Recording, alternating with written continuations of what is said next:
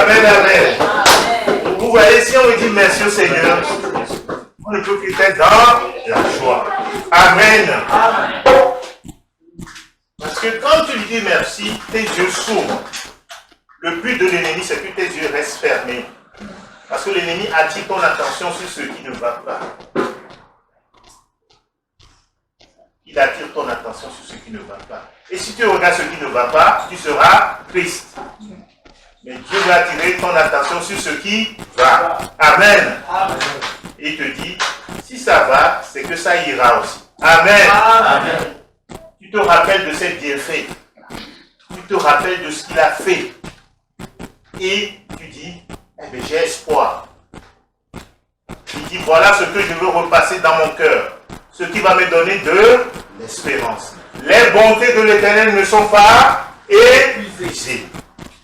Ses compassions, c'est-à-dire Dieu, il souffre avec nous. Ses compassions ne sont pas à leur terme. Elles se renouvellent chaque matin.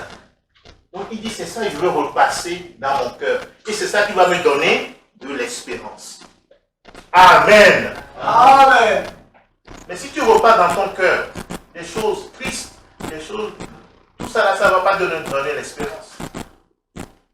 Le Seigneur dit que tout ce qui est vrai, que tout ce qui est honnête, c'est-à-dire honorable, c'est-à-dire tout ce qui rend honneur à Dieu.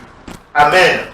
Tout ce qui est honorable, tout ce qui est juste, tout ce qui est de la justice de Dieu, qui dit, mais waouh, moi j'étais coupable.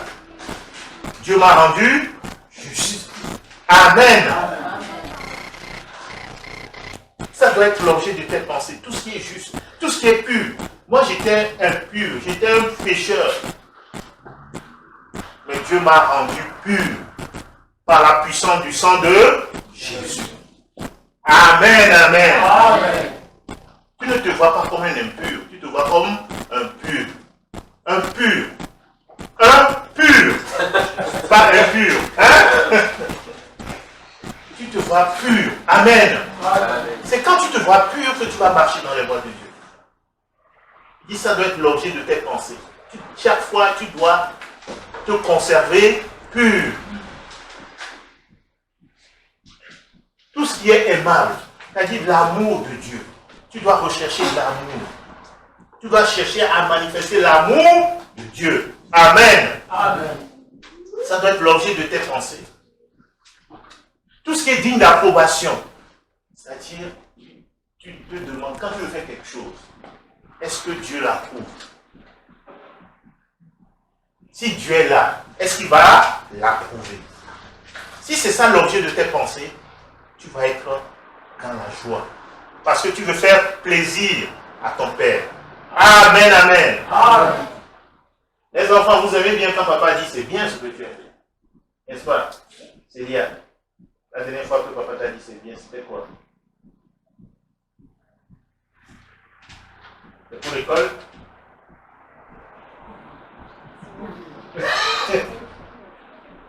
Hein, Philia? Toi, c'est quoi? Tu as fait un dessin. Voilà. Tu vois? Ouais. Elle se souvient, tu vois?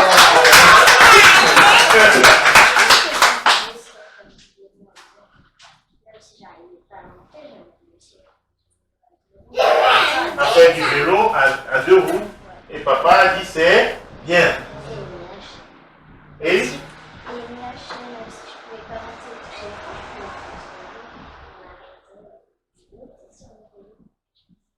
ah, bravo! Papa t'a appris à faire le vélo et il t'a encouragé. Amen. Et maintenant tu peux toucher les points. Alléluia.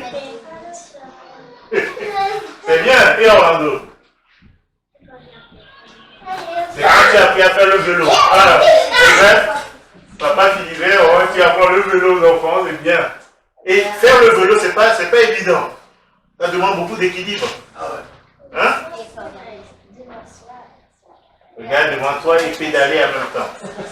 Mais vous allez voir, et vous savez, ça tout ce qu'on va voir, c'est la discipline. Quand tu vas te discipliner, après tu vas faire le vélo, tu ne vas même pas penser. Mais pour arriver à ce niveau où tu es libre quand tu prends le vélo, il faut te discipliner.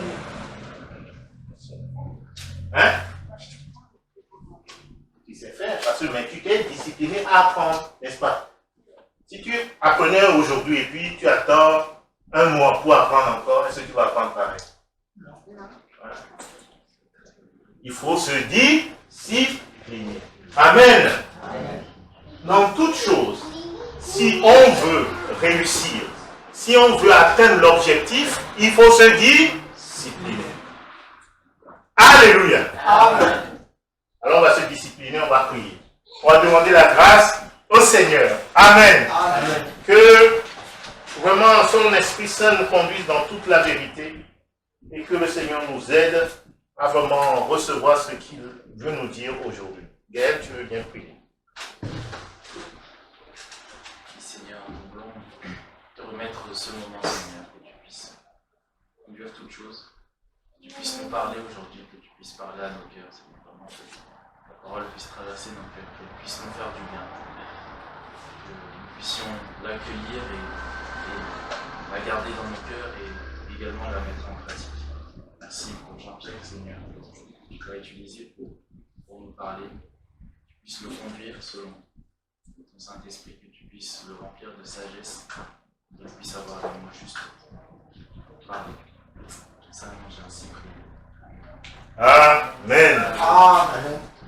Vous voyez, donc le Seigneur nous commande de prier en toute chose, avant toute chose, de tout lui remettre. On se rappelle que c'est lui qui fait les choses. Amen. Amen. Vous savez, même David, avant d'aller combattre Goliath, il allait chercher 5 pierres. Donc il s'est discipliné à aller chercher des pierres. Mais il savait que c'est l'Éternel qui va aller choisir la pierre qu'il va utiliser contre Goliath. Amen. Sa part, c'est d'aller chercher les 5 pierres. Mais Dieu a dit non, j'ai besoin seulement d'une autre. Une pierre suffira. Amen. Amen. Quel est notre Dieu? Tu dois faire ta part. Alors, le thème de cette année, c'est se discipliner pour ressembler à Jésus. Alléluia. Amen. Se discipliner pour ressembler à Jésus. Et on a rappelé que la discipline, c'est différent de la loi. Quand on dit discipline, on ne parle pas de la loi de Moïse. Il y a une grande différence. Je donnais l'exemple, par exemple, d'apprendre à faire le vélo. Au début, c'est difficile. Après, on s'y habitue parce qu'on s'est discipliné. C'est comme apprendre à jouer un instrument de musique. Le piano, par exemple. Vous voyez Odile jouer comme ça. Mais elle a dû apprendre. Et c'est des temps d'exercice, de discipline, qu'elle est arrivée à ce niveau de liberté, où elle-même, des fois, elle peut fermer les yeux et jouer. C'est ça la liberté. Dieu nous amène à un niveau de liberté. Pour conduire une voiture, c'est pareil. Moi, je me rappelle les premiers jours où je devais conduire. Le moniteur me dit, allez, passe la première, la deuxième, la troisième. Et pédale, fouette. Oh, je dis, mais comment on fait tout ça? Je dois regarder devant, je dois faire ça. Mais, le fait de me discipliner et d'y aller au cours, petit à petit, je rentre dans une phase de liberté. Je commence à être à l'aise. Et à un moment, on appelle ça la phase de plateau. Il m'a dit, tu vas arriver à un niveau, tu as l'impression que tu n'évolues pas. On appelle ça la phase de plateau. Mais tu vas voir un moment, tu vas faire, ouf, un bond. Mais il faut se discipliner. Si j'avais arrêté les cours, je dis, oh, ça n'avance pas. Eh bien, je n'allais pas avancer. Amen. Amen. Il en est ainsi dans notre vie chrétienne. Il faut se discipliner. Amen, amen. Amen. Nous tous ici, on se discipline pour le travail. Pour le travail, nous sommes tous ici. Nous sommes à l'heure au travail. Nous voulons que le chef ait une bonne image de nous. N'est-ce pas? Hein? Nous sommes vraiment, même des fois, nous faisons même des heures sup. Mais Dieu dit, pour moi aussi, Si vous voulez ressembler à mon fils, il faut se discipliner. Amen, amen. Amen. Si je ne vais pas dans la présence du Seigneur, de manière régulière, si je ne cherche pas sa présence, je ne vais pas être transformé. C'est sa présence qui me transforme. Amen. Amen. Je vous rappelle l'histoire de Zachée. Zachée, il voulait que le Seigneur vienne chez lui. Et quand le Seigneur est venu chez lui, la Bible nous dit, Zachée a été transformé. Il est devenu un nouvel homme. Lui qui était voleur, il donnait son argent. C'est parce que son cœur a été transformé. Amen. Amen. Et Jésus a dit, le royaume des cieux est entré dans cette maison. C'est ce que le Seigneur veut faire avec toi et moi. Il veut que nous puissions vivre cette liberté. La discipline, c'est quoi? C'est vraiment être sérieux dans ce que nous faisons, mais sans qu'il y ait de laisser aller. Nous tous, si nous observons bien dans notre vie, il y a des domaines où nous nous appliquons pour que ça marche. Ce que nous avons entrepris marche. Si nous examinons, chacun nous examinons nos vies, nous allons voir qu'il y a un domaine dans notre vie où nous sommes disciplinés. N'est-ce pas? Nous sommes disciplinés. Il y a un domaine dans notre vie où nous sommes disciplinés. Et Dieu dit, la façon dont tu es discipliné dans ce domaine, il faut aussi que tu sois discipliné avec moi, pour que tu puisses ressembler à mon fils. Amen, amen. Amen. Donc la discipline, c'est un don que Dieu nous fait. Il dit, la maîtrise de soi. La maîtrise de soi est un don de Dieu. Amen, amen. Amen. C'est un don de Dieu. Dieu me donne la maîtrise de moi-même. Mais je dois travailler cela. Les enfants, est-ce que vous avez jamais semé quelque chose dans la terre? Non? Tu n'as jamais planté une graine dans la terre? Non? Tu n'as jamais fait ça? Il va falloir qu'on leur apprenne ça. Oui, je dis, on va vous l'apprendre. Qui sait le faire? Bon, c'est bien. La prochaine fois, tu vas mettre une graine dans un pot de terre, tu l'arroses et tu me dis ce qui va se passer. D'accord? Non, non, il faut le faire. Là, tu es en train de me décrire ce que tu vois à la télé, etc. Mais il faut le faire toi-même. Tu le feras? Bien. Pourquoi je te dis ça? Au fait, c'est ce que Dieu fait avec nous. Quand je prends une graine, disons, tu connais le maïs? Le maïs, la petite graine de maïs, si je la mets en terre, qu'est-ce qui va se passer? Ça va pousser et ça va donner quoi? Ça va donner du maïs. Est-ce que ça va donner un seul maïs? Ça va donner beaucoup de maïs. Dans cette petite graine, il y a un grand potentiel. Amen. Amen. Il y a un grand potentiel. Mais par contre, si j'ai la petite graine, je ne la mets pas en terre, est-ce que je verrai beaucoup de maïs? Non, non. Tu as tout compris. Il faut la mettre en terre, l'arroser, et ça va.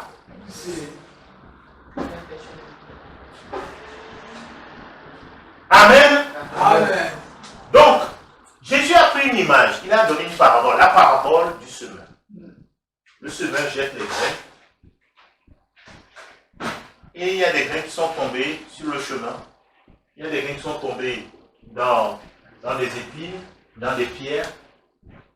Il y a des graines qui sont tombées dans une bonne terre. Alléluia. Amen. Donc, quelle est la discipline du cultivateur? Si il y a le terrain, il faut renverser la terre. Amen. Amen. S'il y a les épines, il faut enlever les épines, les mauvaises herbes, tout ça. Les pierres, il faut les enlever pour que la terre devienne une bonne terre. S'il ne se discipline pas pour faire ça, il dit, bon, je vais semer. Allez. Qu'est-ce qui va se passer? Ça va pousser là, ça ne va pas pousser là, etc. Amen. Amen. Le Seigneur nous dit, tu dois te discipliner pour avoir une bonne terre, ton cœur. Il faut enlever les épines. Alléluia. Amen. Il faut enlever les épines. Il faut enlever les pierres. On doit se discipliner pour enlever ces choses. Les pierres, les épines. Tout ce qui n'est pas bon. Je dois garder mon cœur plus que toute autre chose. Alléluia. Car de lui viennent les sources de la vie. Je ne dois pas laisser quelque chose d'impur entrer en moi. Vous savez, au départ, on se moquait des chrétiens. Les gens ils commencent à regarder un film qui n'est pas recommandé. Et ils se moquent du chrétien, ils disent ferme les yeux, ferme les yeux. Mais en fait, ils sont en train de donner un bon conseil aux chrétiens. Parce que quand tu regardes des choses de mauvais, ça va rentrer. Ils ne se rendent pas compte, mais ils sont en train de donner un bon conseil. Donc quand tu es sage, qu'est-ce que tu fais? Tu fermes les yeux. Pour ne pas laisser entrer quelque chose de mauvais. Parce que cette chose va revenir dans ton cœur. C'est ça la discipline. Amen, amen. Amen. Si je laisse ces choses, bon, ça va étouffer ma croissance spirituelle. Parce que quand Jésus a donné la parabole, Jésus a dit, mais quand les grains sont tombés, là où il y a les épines, ça a commencé à pousser. Mais à un moment, ça ne pouvait plus. Parce qu'il y avait les épines qui ont étouffé. Donc la discipline, pour moi, c'est non seulement de créer une bonne terre, d'enlever les pierres, amen, d'enlever les épines, de créer une condition favorable pour que la graine qui tombe puisse porter beaucoup de fruits. Amen. Amen. Mais le Seigneur dit, attention, il y a les soucis de la vie, il y a les convoitises de la chair, toutes ces choses sont là pour t'empêcher de croître spirituellement. Le Seigneur a un grand potentiel, il a mis un grand potentiel en toi. Il a versé en toi son amour, son Esprit Saint. Et on parle du fruit de l'Esprit. Le fruit de l'Esprit, c'est quoi? Allons dans Galates, chapitre 5.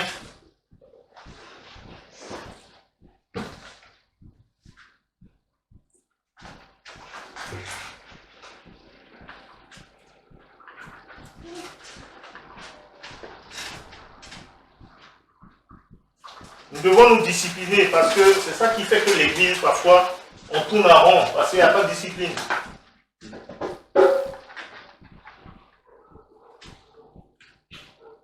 Verset 16. À partir du verset 16. Un volontaire pour le lire, s'il vous plaît. Verset 16, je lis au nom de Jésus. Je dis donc, marchez selon l'esprit et vous n'accomplirez pas les désirs de la chair. Continue, s'il te plaît. Car, Continue. car la chair a les désirs contraires à ceux de l'esprit et l'esprit en a les contraires à ceux de la chair. Ils sont opposés entre eux afin que vous ne fassiez point ce que vous voudriez. Ils sont opposés. Vous voyez qu'il y a une opposition. Quand il y a une opposition, il faut travailler. Amen. Amen. Il faut aller dans le sens du Seigneur pour pouvoir avoir un résultat. Amen. Comme on l'a toujours vu, si tu ne travailles pas ta foi, c'est la chair qui va travailler C'est pourquoi il faut se discipliner. Amen. Amen. Si tu ne travailles pas ta foi, c'est la chair qui va travailler contre toi.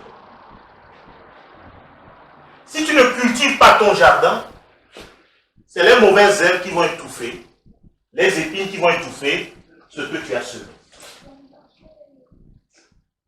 Dieu nous laisse ces choses pour nous enseigner. On dit, on fait du jardin, on sait qu'il faut enlever les mauvaises herbes. Au début, ça paraît tout petit. Hein, les mauvaises herbes, ça paraît tout petit. C'est comme les petits péchés qu'on tolère dans nos vies. Là. On dit, ah non, c'est pas trop grave. Mais laisse-le, arrose-le, tu vas voir. Parce que quand tu arroses la bonne plante, tu arroses aussi la mauvaise. Et parfois la mauvaise, elle croît vite. Donc tu dois te discipliner, enlever les mauvaises herbes dans ta vie. Il dit car la chair a des désirs contraires à ceux de l'esprit et l'esprit en a de contraires à ceux de la chair. Ils sont opposés entre eux afin que vous ne fassiez point ce que vous voudriez. On continue. Si vous êtes conduit par l'esprit, vous n'êtes point sous la loi. Si vous êtes conduit par l'esprit, vous n'êtes point sous la loi. Ça veut dire quoi? Quand tu nais de nouveau, tu dois vivre selon l'esprit de Dieu. Amen. Amen. Dieu t'a libéré de la puissance de la loi. Parce que avant, sous la loi, la chair nous rendait incapables de faire le bien. On te dit, il faut faire le bien. Tu sais que c'est bien, mais tu n'arrives pas à le faire. C'était ça, sous la loi. Sous la loi de Moïse, on dit, ça c'est bien. Ta conscience aussi dit, c'est bien. Mais tu n'arrives pas à le faire. Mais quand tu es sous la grâce, Dieu te donne son Esprit Saint. Amen. Amen. Et maintenant, il te rend capable de faire ce que tu ne pouvais pas faire avant. C'est ça la grâce. C'est pourquoi il dit maintenant, c'est à toi la responsabilité. Dieu te donne la responsabilité maintenant de vivre cette liberté. Mais si tu ne marches pas selon l'esprit, c'est comme si Dieu n'avait rien fait pour toi.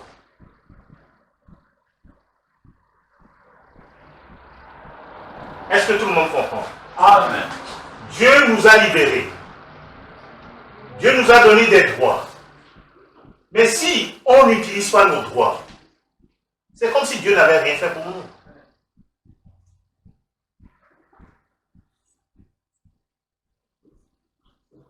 Quelqu'un avait donné cet exemple d'un monsieur qui voyageait pour sa première fois dans un avion.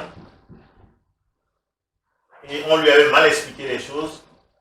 Il dit, moi j'ai fait des économies. Il est rentré dans l'avion. Et quand on lui présente à manger, il dit, non, non, non. Non. Le voyage était long, hein. Donc il mangeait ses affaires à lui.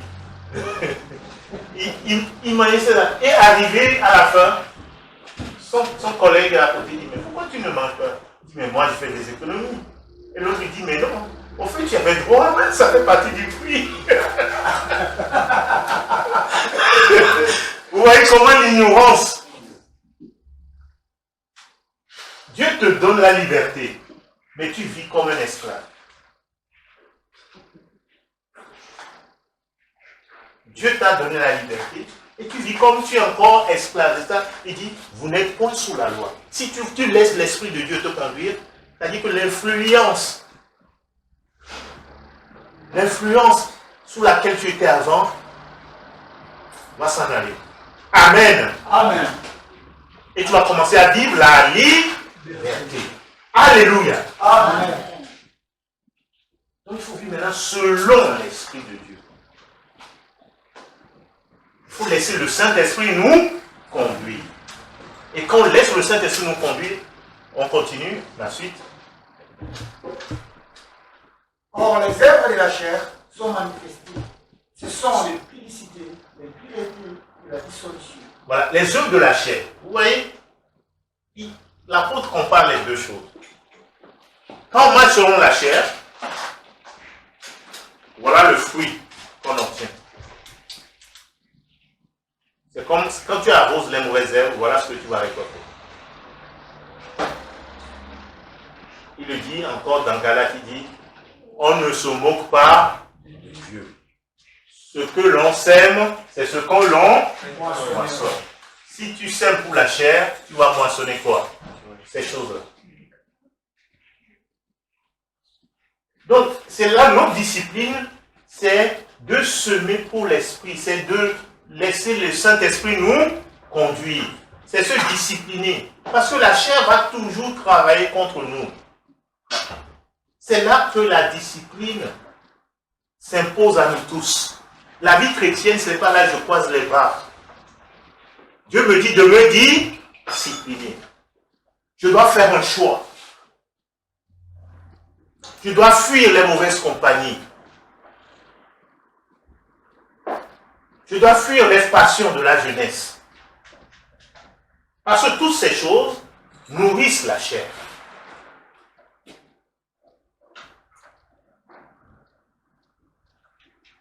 Toutes ces choses nourrissent ma chair.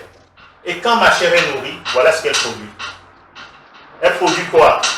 L'impudicité, l'impureté, la dissolution. On continue. Ça produit l'idolâtrie. Ça produit la magie.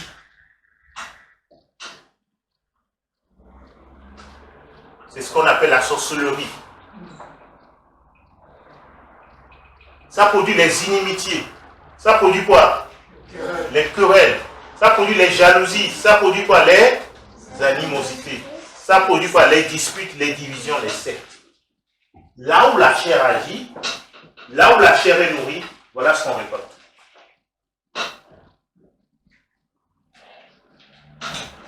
L'église de Corinthe, bien qu'ils ont reçu l'Esprit de Dieu, ils vivaient dans la chair.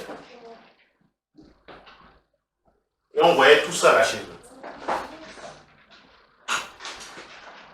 Est-ce que l'église de Dieu, c'est ce que ça doit refléter? Hein?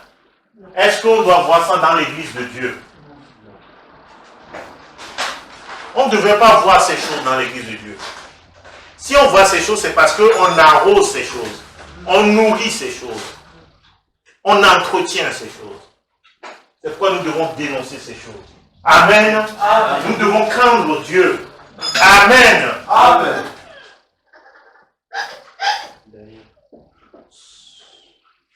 Nous devons craindre Dieu. Ces choses, c'est la chair. Dieu nous donne vous savez, on dit souvent la terre ne trompe pas. La terre, ce que tu mets dedans, il te redonne ça multiplié. Amen. Amen. Donc, si tu mets la mauvaise chose, il va te donner la mauvaise chose. Mais il en est ainsi de nous-mêmes. Dieu dit, travaille ton salut. Mets de bonnes choses dans ton cœur. Amen. Amen. Et tu vas voir ce qui va se passer. De même qu'on peut exceller dans le mal. Dieu dit maintenant sous la grâce, tu peux exceller dans le bien. Alléluia. Amen. Tu peux exceller, mais à condition que tu te disciplines dans le bon domaine. N'importe qui, quand il se discipline dans un domaine, on voit qu'il progresse. Les enfants, toutes sortes de choses. Quand tu te disciplines, tu progresses. Amen. Amen. On continue. L'envie, l'ivrognerie, les excès de table. Vous savez, quand les gens, il n'y a pas le Seigneur, on va dans les excès pour trouver un peu de plaisir. Mais quand on est enfant de Dieu, on a déjà la joie. Amen. Amen. La joie du Seigneur est là. La chair nous amène toujours dans les excès. Il dit, je vous dis d'avance, comme je l'ai déjà dit, que ceux qui commettent de telles choses n'hériteront point le royaume de Dieu. Si tu vides la chair, si tu nourris la chair, ça ne peut pas apporter le royaume de Dieu. Le royaume de Dieu, c'est la joie. Amen. c'est la paix. Amen. C'est la justice. Amen. C'est ça le royaume de Dieu. Mais si tu nourris la chair va te produire le royaume des ténèbres.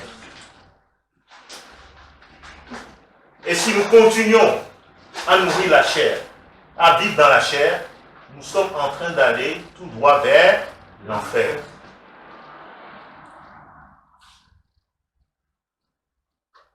Et Dieu nous donne de toujours le craindre, de nous discipliner pour porter du fruit. Amen, amen. Amen. Maintenant, voyons ce qui se passe quand vraiment on nourrit l'Esprit de Dieu, on donne la bonne nourriture à notre âme, on se nourrit de la parole de Dieu, on s'affectionne aux choses d'en haut, on passe du temps dans la présence du Seigneur. Regardez le fruit qui se passe. Quand on met la bonne graine dans la bonne terre, regardez ce qui se passe. Le fruit de l'Esprit, c'est quoi? C'est l'amour. C'est l'amour. Amen. Amen. Qui veut avoir l'amour? Moi. Amen. Amen. Nous tous, nous aimons ça. Nous aimons qu'il y ait l'amour dans nos familles. N'est-ce pas? Bien sûr. Qui n'aime pas qu'il y ait l'amour? Quand il n'y a pas l'amour, tout le monde est triste. Il dit, c'est la joie. Amen. Qui veut la joie? Moi. Amen. Amen. Tout le monde veut la joie chez lui. Le monde court après la joie. Amen. Mais ça ne se fabrique pas. C'est pas comme les masques. On ne peut pas le fabriquer.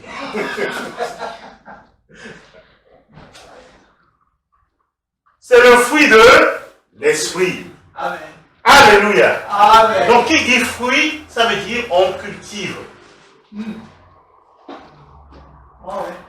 Quand on parle de fruits, c'est parce qu'on a cultivé. Alléluia. Amen. Donc je dois me discipliner à être dans la bonne terre.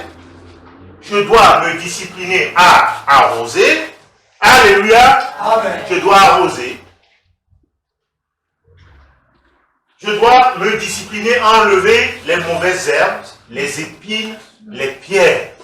Alléluia. Amen. Et c'est comme ça que j'aurai le fruit.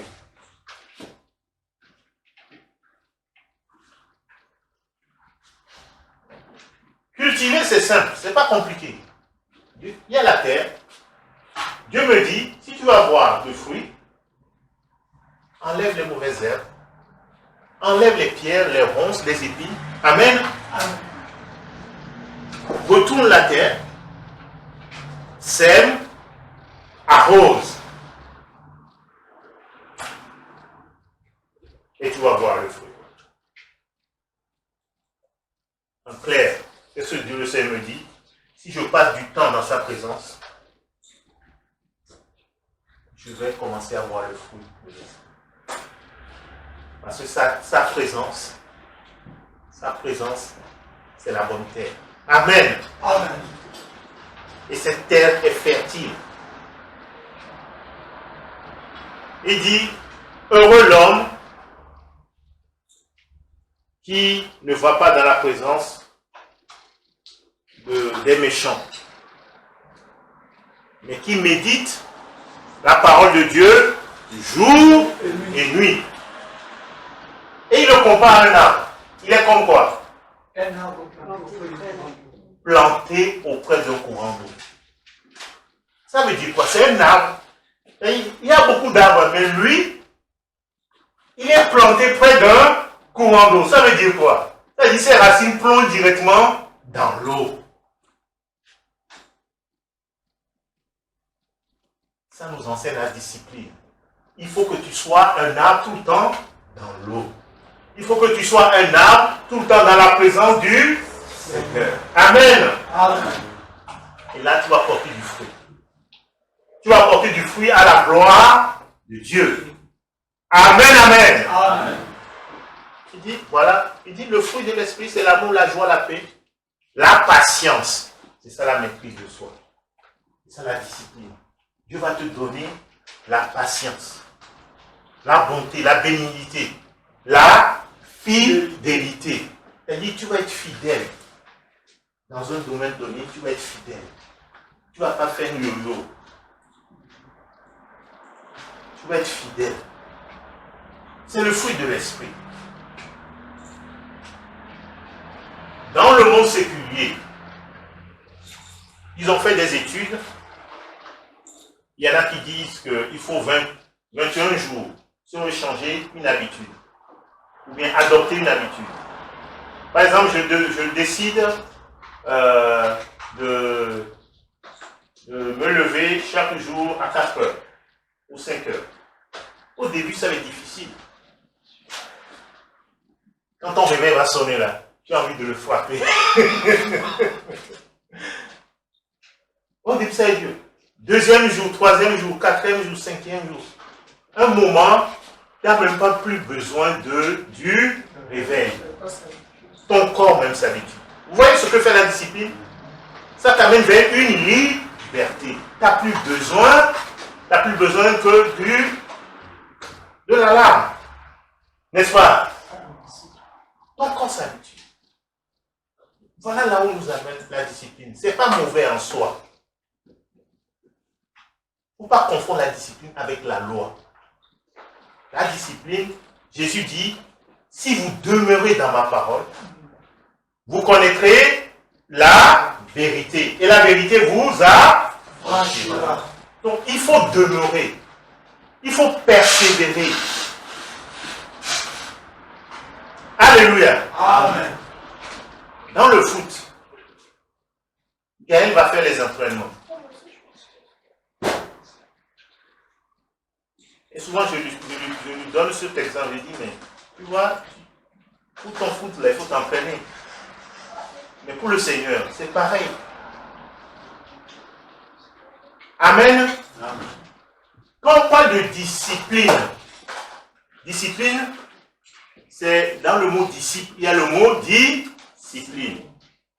Ça veut dire que c'est des gens qui ont décidé de suivre le maître pour apprendre de lui.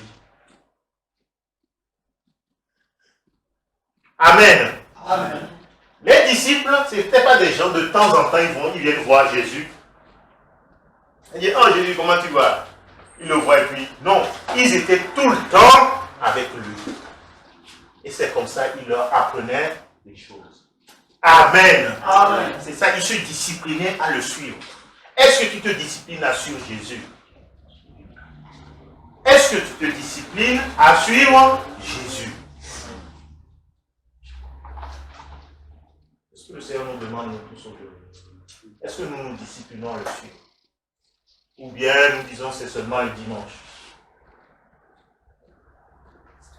Il dit suis-moi. À chaque fois, quand il voit un disciple, il dit suis-moi. Est-ce que nous sommes en train de le suivre? Ou bien de temps en temps, nous nous souvenons de lui et Dieu dit, bon Jésus, ça fait un moment, je t'ai oublié là. Hein? Des fois, c'est de temps en temps. Ouais. Mais le dimanche, c'est pas régulier. Même les mercredi, des fois, on est empêché. Donc, Il faut se désempêcher. Il faut se désempêcher. Il faut le suivre. Même si on est loin, c'est pourquoi j'essaie de faire le direct. Quand tu es loin, tu dis, mais si tu suis vraiment le Seigneur, tu dis, ah, en ce moment, mes frères et mes soeurs se réunissent. Je vais être uni avec eux. Amen. Amen. Nous devons nous discipliner dans ces domaines. Parce que si les choses de Dieu, ça devient sporadique, ça devient quelque chose de facultatif, nous n'allons pas progresser. Je donnais l'exemple. Tu es un patron. Aujourd'hui, tu viens. Demain, tu ne viens pas, tu dis, j'ai un empêchement. Après, demain, tu viens. Et après, tu ne viens pas, tu dis, patron, j'ai encore un empêchement. Qu'est-ce que ce patron va passer de toi?